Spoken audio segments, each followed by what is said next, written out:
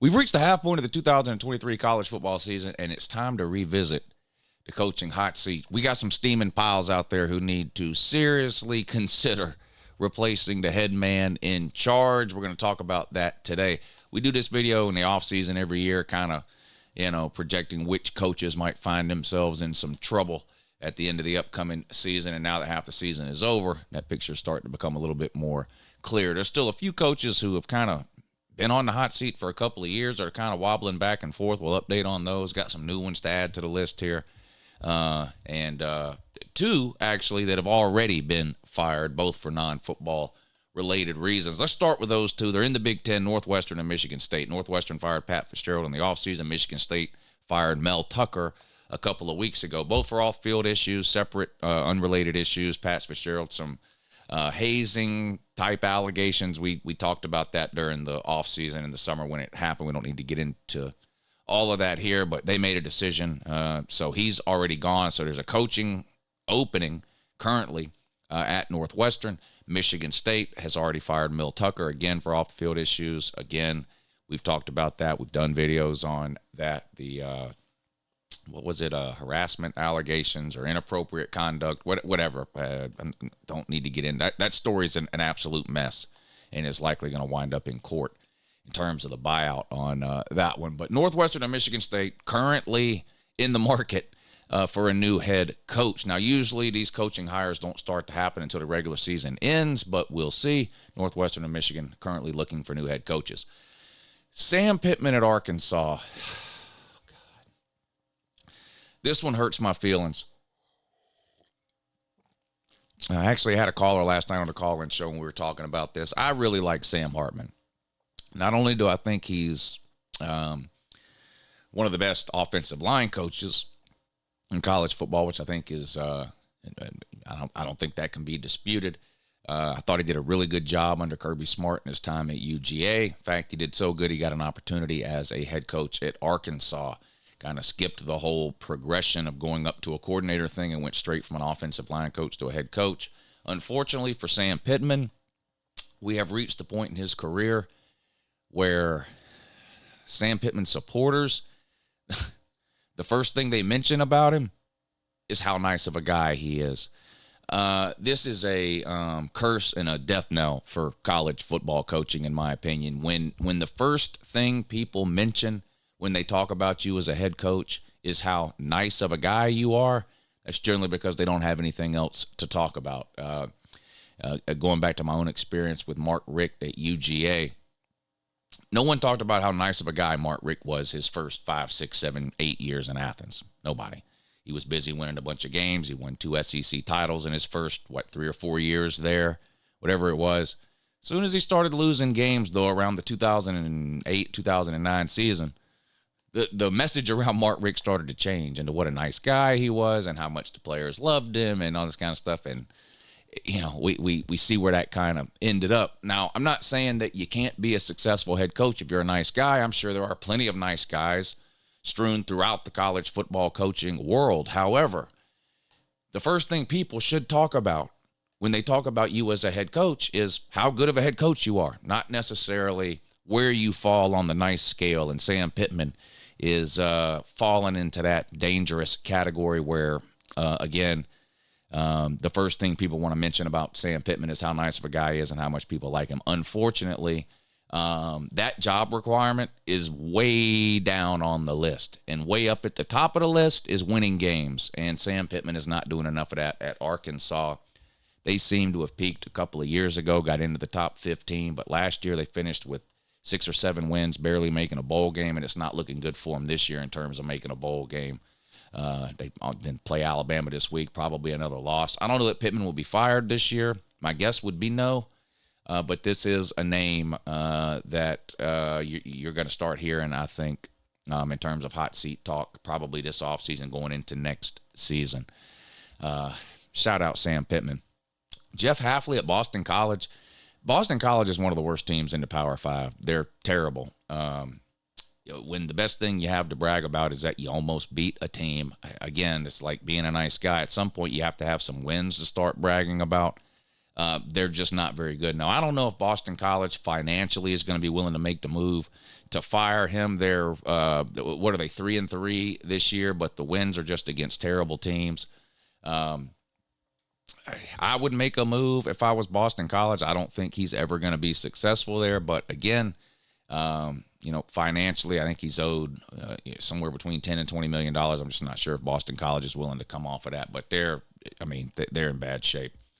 Zack Arnett at Mississippi State. This is a weird one, and you can't help but feel bad kind of for Zack Arnett. He's been put in almost an unwinnable position and situation at Mississippi State. Mike Leach was the coach there for several years. Unfortunately, of course, passed away unexpectedly at the end of last season, which put Mississippi State in a really, really tough spot. They didn't really have time to conduct a thorough, legitimate coaching search. The optics of doing that right after Leach passed away maybe wouldn't have been the greatest. I feel like they were kind of boxed into a corner. They, of course, decided to just promote from within, making defensive coordinator Zack Arnett the head coach out there. And it just hasn't worked out. And I'm not convinced it's Zack Arnett's fault. I mean, he was handing a roster that was built for sort of an air raid, Mike Leach type of offense. And he's a defensive guy, and he's kind of tried to flip that around in 1 year, going to more of a running game. The quarterback, Will Rogers, has gone from throwing the ball 50 and 60 times a game to throwing it, between 15 and 25 times a game. Just hasn't worked. And again, it's nothing against Zack Arnett. It's, you feel like he only got that job because of the circumstances involved. And again, I'm not knocking Mississippi State or Zack Arnett for that matter. It was just, it was a terrible situation all the way around. And I feel like Mississippi State is likely to look for a replacement for Zack Arnett at the end of this season. He may be a one-and-done type of deal there at Mississippi State. They're 3-3 right now, 0-3 in the SEC. They're probably the second worst team in the SEC right now behind Vandy. Probably going to go a different direction would be my guess at Mississippi State. Oh, man, this one, I was wrong on. I don't know. Was I wrong? Dave Aranda at Baylor. I thought Dave Aranda was moving up the coaching ladder in terms of big-name coaches. He had amazing success as a coordinator, even had a good year at Baylor. But since then, it's just been really, really bad. And I thought Dave Aranda was going to be a name we would start seeing mentioned with some of the bigger jobs in college football. Based off of the last 2 years, that's not likely to happen. They're 2-4 right now. They're extremely lucky not to be 1-5. They had that ridiculous comeback win against, was it Central Florida a couple of weeks ago where they were down like 4 or 5 scores in the fourth quarter and came back and won. I really believed in Dave Aranda. And I don't know, maybe another opportunity somewhere else, breath of fresh air type of thing, will sort of rejuvenate him and get his coaching career turned around. But the last couple of seasons at Baylor have been an absolute disaster. I wouldn't be surprised if Baylor starts to look in a different direction, or you at least start to hear Dave Aranda's name mentioned with the hot seat next offseason heading into 2024. Here's one that's not a head coach, but Alex Grinch. I don't understand how this guy still has a job. I'll be surprised, honestly, if he even makes it to the end of the season. The only thing that makes me think he might make it to the end of the season is Lincoln Riley's unending loyalty to this man. I don't know what Alex Grinch has on Lincoln Riley. I don't think Alex Grinch ever should have been brought from Oklahoma to Southern Cal. When you look at last season, Lincoln Riley and Southern Cal, every deficiency they had can be traced to the defense and Alex Grinch. He still brings him back for this year. There was all kinds of hype and speculation in the offseason that this was going to be the year Southern Cal and Lincoln Riley finally took that step forward defensively and put something at least respectable out on the field on the defensive side of the ball, and it hasn't happened. Not only that, Southern Cal's defense appears to be getting worse as the season goes along, which is just a terrible sign, especially when you look at Southern Cal's schedule this year. It was completely backloaded. In terms of their conference schedule, most of what you would consider the bottom tier of the Pac-12, Southern Cal played in the first half of the season, which is in the rearview mirror now, and they are undefeated. But you look at the second half of the schedule starting this weekend on the road at Notre Dame, it is an absolute gauntlet. And there are some teams in the Pac-12 that play good enough defense that I think can limit Southern Cal offensively to the point of winning the game. And it's just impossible at this point to trust Southern Cal's defense. And here's the thing. Even if you're a glass half full type of guy when it comes to Southern Cal, or maybe you're a Southern Cal fan, let's say you make it through the regular season with only one loss, or even 12-0, and go on to win the Pac-12 title game. Do you really think this team is going anywhere in the playoffs with the defense we're watching week in and week out at Southern Cal? You've got the triple overtime with the Arizona school. You've got the comeback by Colorado where they scored basically 40 points in the second half to come back and make that thing a one-possession game to the point where it came down to an onside kick. Week 1, 20-something points to San Jose State. It's just not been good. Do you trust that team in the playoffs against, just name any top 5, 6, 7, 8 team? Do you trust that defense? Is there a potential playoff team that wouldn't score 40-plus points on Southern Cal? No. There's a lot of potential playoff teams who have the defense to limit Southern Cal to less than 40 points. Caleb Williams is an amazing player, probably the best in college football. There's weapons and talent everywhere on that offense. And the most frustrating part, I think, if you're a Southern Cal fan, there's talent on the defense. It's not being used properly. It's not being utilized in the correct way. It's not being coached up. It's not the defense is not being put in a position to win. The bigger question, I think, even if Lincoln Riley pulls the trigger on Alex Grinch, becomes, is a Lincoln Riley team ever going to have a good defense? Alex Grinch is not Lincoln Riley's first defensive coordinator. Mike Stoops was there when Lincoln Riley took over as defensive coordinator, and Riley kept him on, and the defense was horrendous every single year that Riley was the head coach there. They move on from him. They bring in Alex Grinch, but the results have been the same. And we now have not one but two different schools in two different conferences in two different parts of the country playing two totally different schedules, yet the result is the exact same. Now, to the positive, it's the exact same on offense too. Heisman-level QB almost every single year. One of the best offenses in college football almost every single year. NFL players all over the field offensively. But the defense is absolute garbage every single year. So we'll see. But for Lincoln Riley's sake, I don't see how he keeps Alex Grinch another year going forward. Unless I'm totally wrong and Southern Cal pulls off some stretch here and actually wins a playoff game.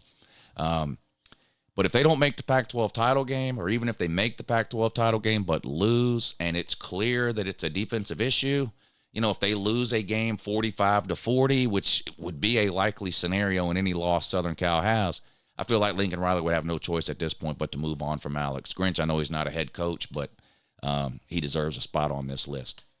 Billy Napier at Florida. No, I don't think he's getting fired this year. I've been saying this. I think Billy Napier is a 3-year guy. I think he's gone after next year. I've thought that since last year. I think that this year. I think that today. I'm not changing my mind.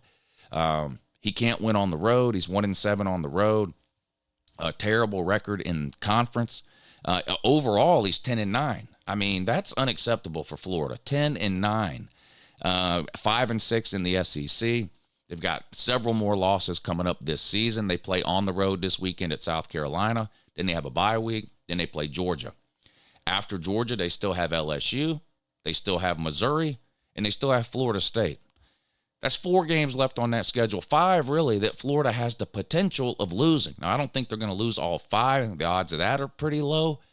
But South Carolina, Georgia, LSU, Missouri, and Florida State are all teams that are capable of beating Florida this season. Billy Napier could be looking at his second losing season in a row. He had a losing season last year, 6-6 in the regular season, 6-7 after a bowl loss to Oregon State.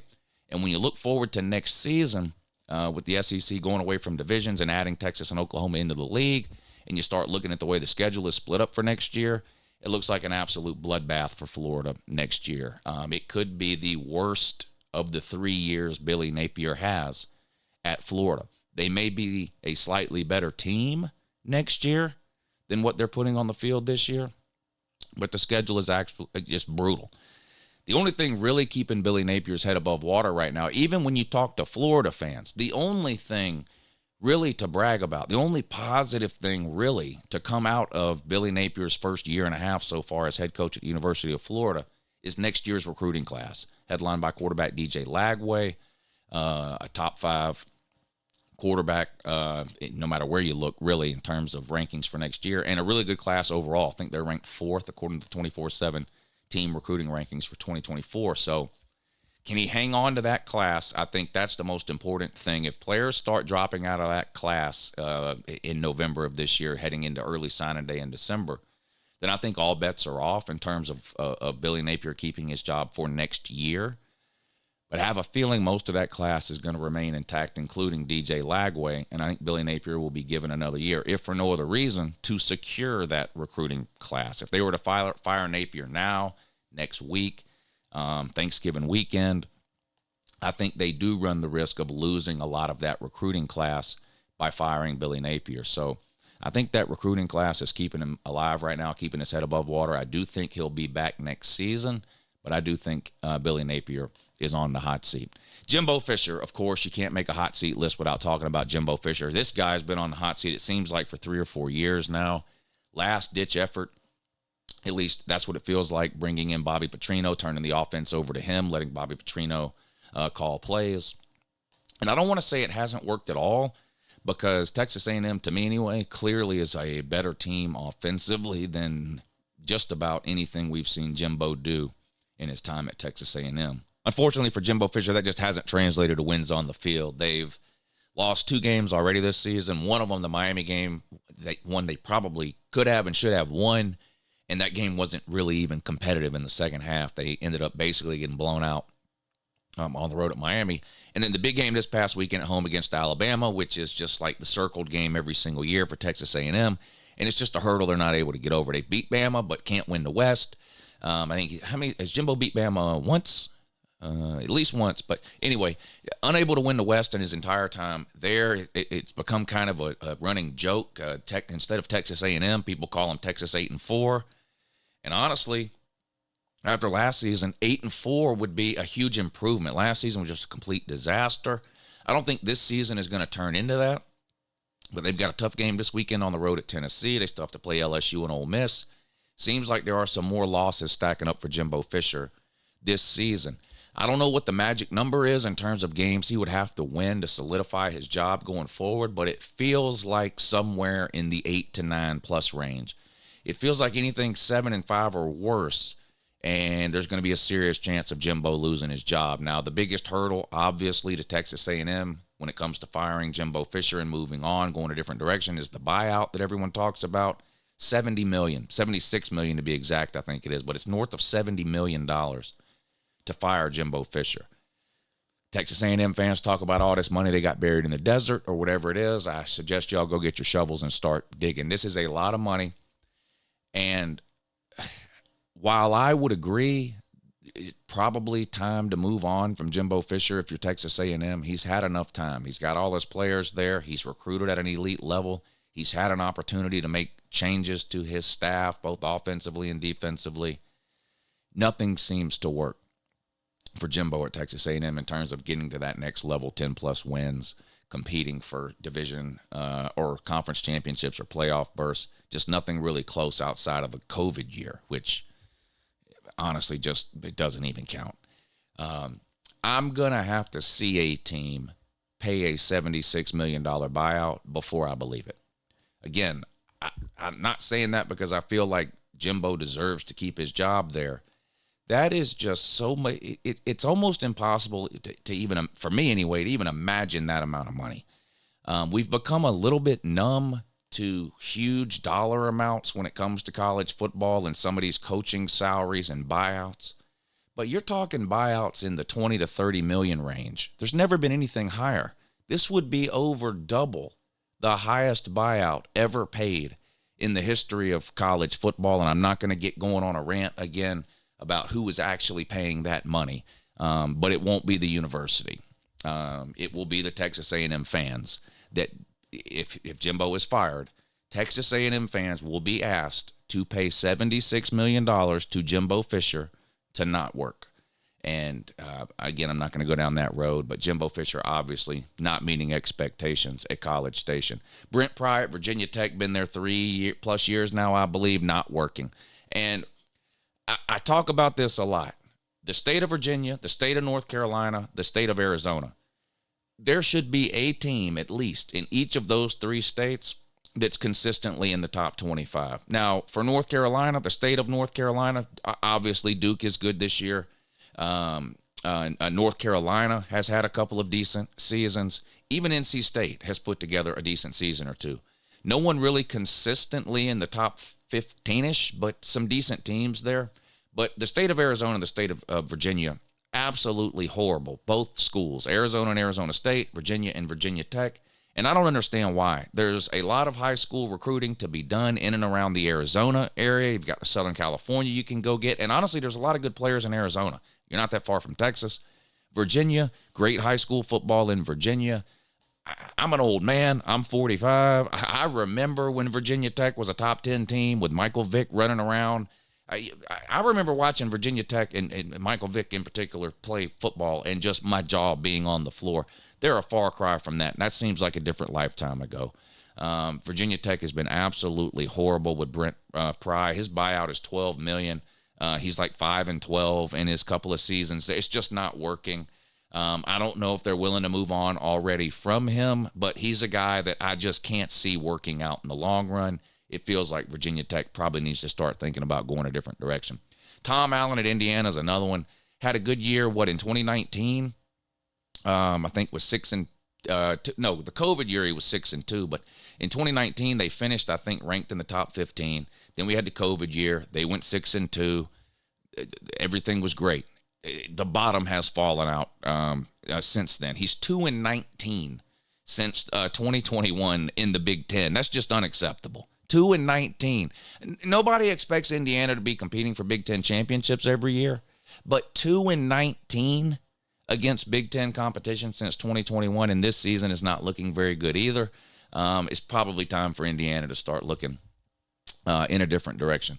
Dino Babers at Syracuse. We had a guy calling last night about Syracuse claiming that Dino Babers was 8-50 conference record, and that sounded crazy. I looked it up this morning. That's not actually true. His overall record is like 40-51. Dino Babers is one of these coaches that it seems like ends up on the hot seat all the time and then starts out 2-0, 3-0, 4-0, 5-0, kind of pulling the wool over people's eyes. Did it last year, doing it again this year, you know. But again, look at the games, right? Look at who those wins are against to get to 4-0 and 5-0, and then look at the second half of the season that the teams are losing to. I was a fan of Dino Babers. I've always liked Dino Babers, but unfortunately, whether I like somebody or not doesn't have anything to do with what, if they get to keep their job. And it seems like Syracuse might be another team looking in a different direction.